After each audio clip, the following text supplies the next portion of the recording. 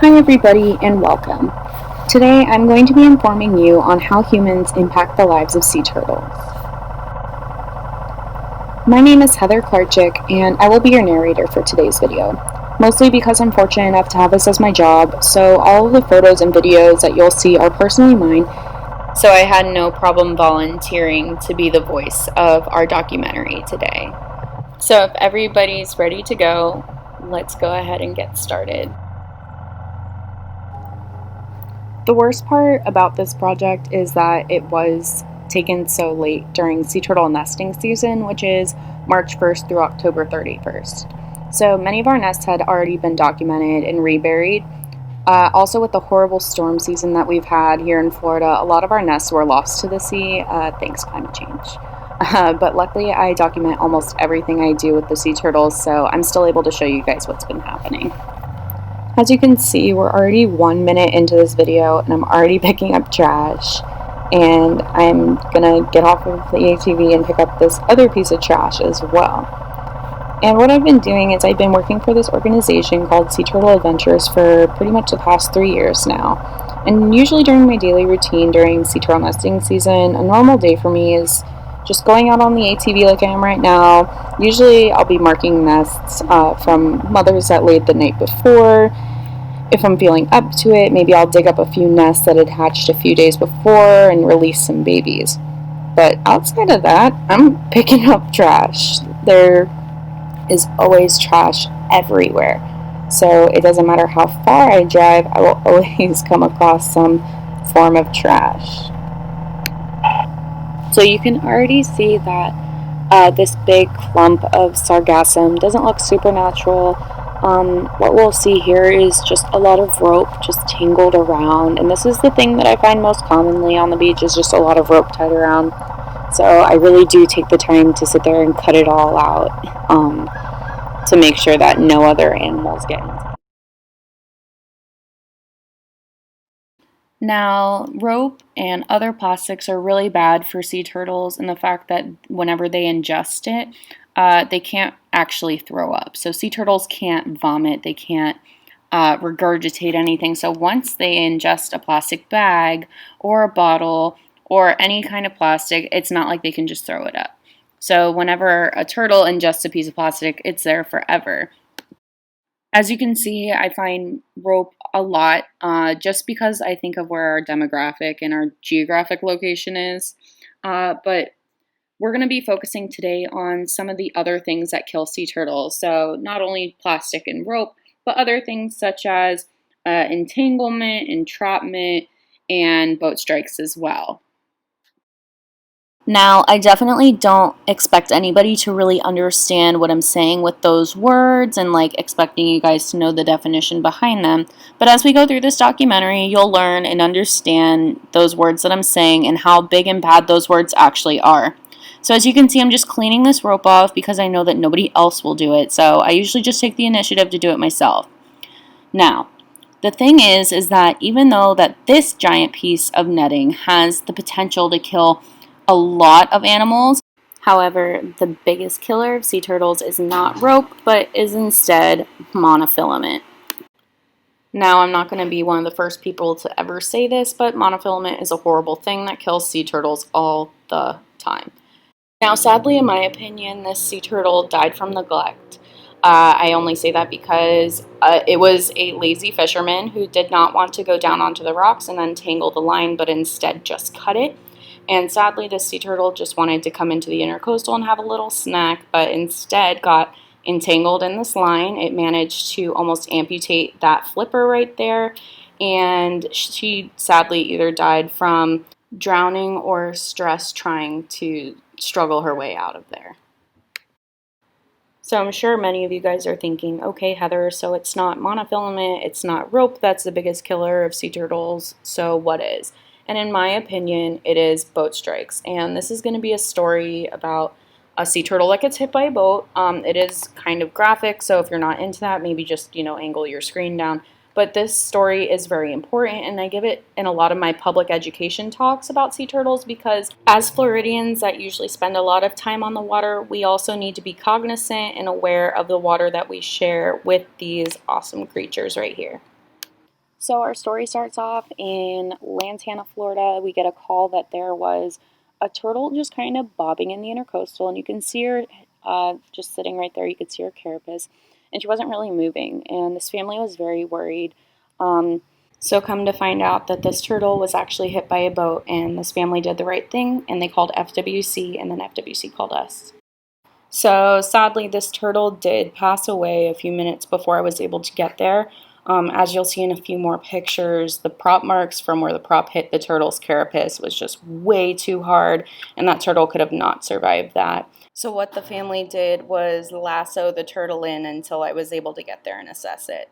So, as per state mandate, we fill out what is called a stranding form, which basically is just a report sheet that you fill out and send into the state of Florida to report a dead turtle, of which we are permitted to do. So, just measuring, checking the inside of the mouth, making sure there's nothing in there like hooks or trash or plastic, which we find a lot of the time. So once we're done, we take pictures of everything, but the homeowners that did report this were very worried, and since we did notice that it was a female, we decided to take her back and give her a home necropsy and see what she had on the inside. And I'm not gonna lie to everybody, this is where it gets graphic. So with our permit, our organization is actually allowed to preserve and save parts of sea turtles for education, since we do a lot of educational programs to teach the public about sea turtles and sea turtle safety. So what this is called is a necropsy, and a necropsy is basically just an autopsy for animals, just like we get an autopsy if we die. So we're cutting her open and we find there are a bunch of eggs that she has inside of her. So we go through and we get her open and we find all of these big, white, nice, soft eggs. And these are what we're looking for. These are big, healthy eggs ready to be laid into the sand at the beach. But all of those orange little things that look like little egg yolks, that's exactly what they are, but they're just called follicles at this rate. Sea turtles lay thousands of eggs a year, so they have to pretty much store it all in one space. So as the turtle progresses through its life and she lays more eggs, those follicles will turn into these soft white eggs and form a shell and then eventually be fertilized and form an embryo inside. So those are all unfertilized egg follicles versus all of the fertilized eggs that we didn't know were actually fertilized at this time, which was horrible. So in this part of the video was where I had the luck of being able to squeeze all of these fragile eggs out of their casing into this bucket. Usually sea turtles can lay anywhere from 80 to 120 eggs in one nest and then lay multiple nests throughout the year. So I had to be really careful. Then what I did once I finished putting all those eggs into the bucket was then I went to the beach, got the bucket that I had, and then put the eggs into the ground instead of taking them out like I usually do. Now this story is really important to me because if this turtle didn't get hit by a boat that day, that night she would have laid 75 perfectly viable eggs into this nest without me helping her. And she probably would have gone on to lay a few more nests, anywhere between 5 to 7 more nests on this beach throughout the season. So potentially this boater did rob this turtle of over 1,000 eggs. Another question I get a lot is, do sea turtles survive boat strikes? And the answer is yes, but as you can see from some of these pictures, most of the time the answer is no. Because whenever a sea turtle is hit by either the hull of the boat or the prop of the boat, the turtle is just, it can't survive. This turtle was hit by the hull of a boat, it's completely exploded, versus this turtle was hit by the prop of a boat, and you can see that it's just gash marks. One of our bigger problems is artificial lighting, and artificial lighting is bad because whenever baby sea turtles see bright lights like this one, they think that it's the moon and they usually follow it, and that kind of leads to baby turtles being led into the road and getting run over by cars. So that within itself is horrible, so we always try and get people to shut off their lights during season. This is just to quickly show you the difference in ruts. So we have to let out tire pressure in our ATVs so that we have low ruts like this versus our beach cleaner who does not do that, and he leaves giant ruts in the sand. This kind of stuff is bad because baby sea turtles can get caught in there and die, and weirdly enough, it can actually happen in your footprints too, or holes that you leave on the beach. Now, usually whenever you go to the beach, you usually see this little yellow sign posted on the nests, and this is basically just a little yellow sign telling you the laws that protect sea turtles, because we always joke and say that sea turtles have more rights than human beings, and it's true.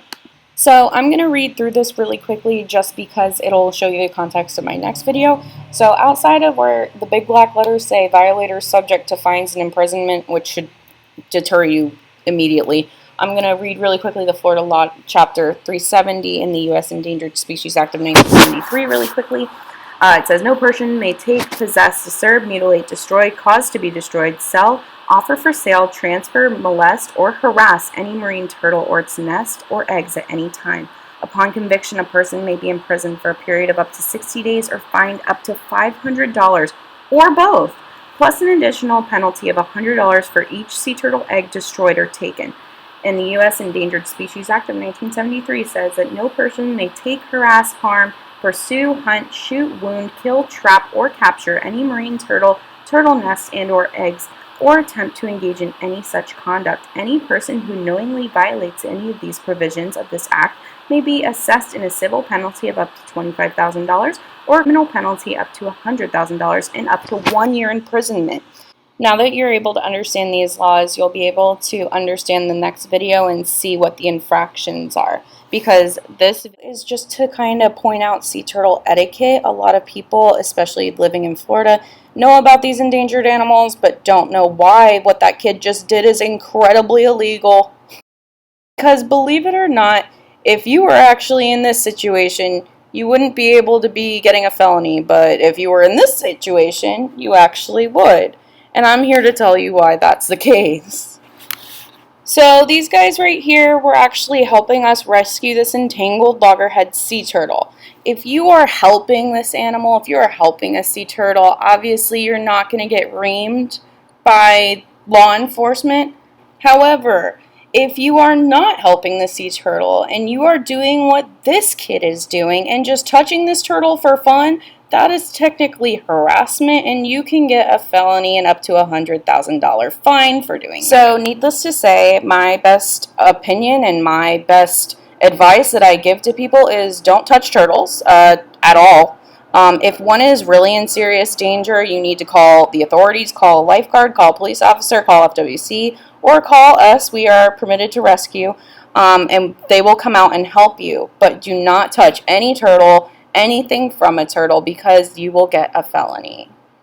To end on a lighter note, there are tons of things that we can do and people that are even not permitted to work with sea turtles can do to help sea turtles.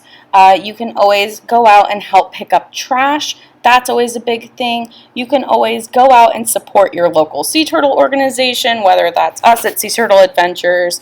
You can go to Gumbo, Limbo, or Loggerhead Marine Life Center. Personally, I am going to shout out my own organization just because we have this only program that nobody else has in the state, and it's called a ride-along program, just like you would ride along with a police officer, but instead you give us a small donation and we give you an experience that you won't forget, where we dig up some baby turtles with you guys and release them right in front of your eyes. So if you're interested, hit me up.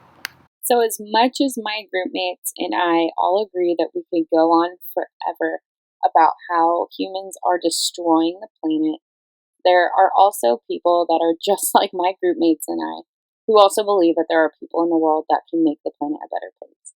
Everybody in this class, everybody in this college, everybody in this world can actually make a very big difference by taking small steps each and every day.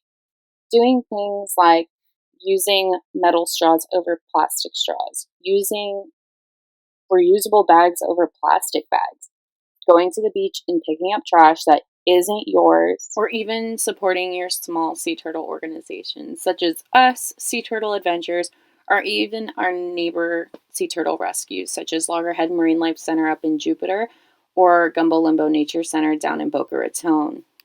I hope that you guys were able to learn a lot from our video documentary here today. If you guys have any other questions, you can definitely ask us after this video, or if you really want to learn more, you can always just reach out to me or my classmates at any time. We hope you guys enjoyed and have a great rest of your day.